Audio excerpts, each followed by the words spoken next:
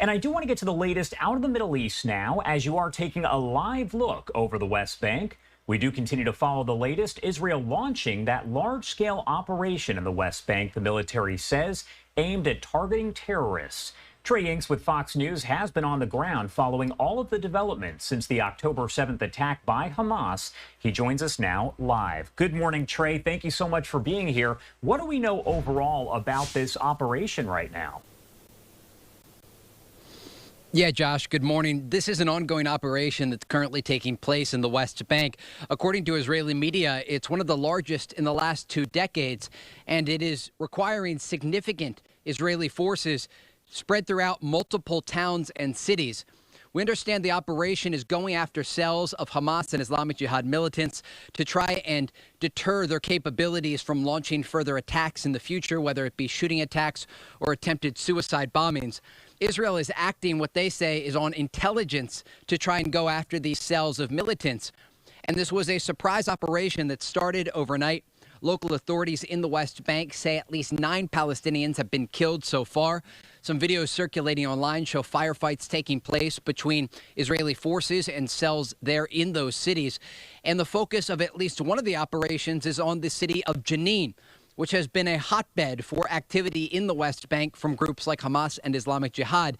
And it really gives you a sense of what the Israelis are going after. And again, this operation, according to reports, is still ongoing at this hour. Josh? And Trey, I did want to talk a little bit about the operation that took place yesterday morning. A hostage rescued in good health, and we actually heard from him really just moments ago here. Do we know from the IDF and other intelligence officials how exactly they were able to locate this hostage and bring him home safely? Yeah, 52-year-old Qaid Farhan Alkadi was rescued from a tunnel in the southern part of the Gaza Strip. The Israelis say that Shayetet 13, the Navy Special Forces of the Israeli military, took part in this operation to rescue him, and he was found alone underground. A significant find for the Israeli military to find a hostage alive, especially at this point in the war.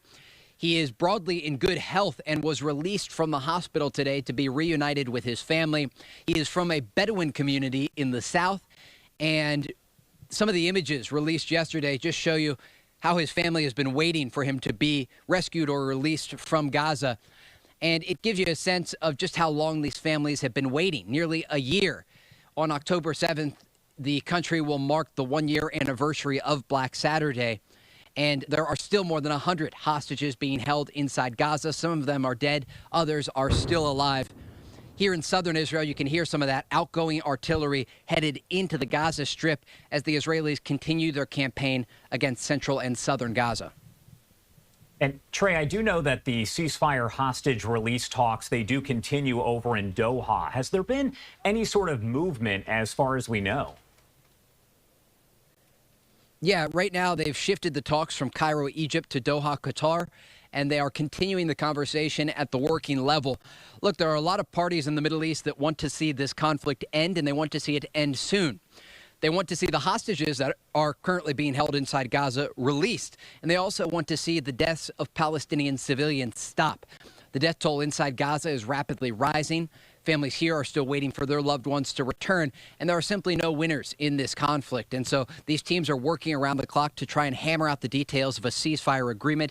The United States is involved in the conversations, and again, they are being led by the Egyptians and the Qataris. Josh? All right, Trey Yingst there with Fox News. As always, thank you so much for taking the time to join us here. Thank you.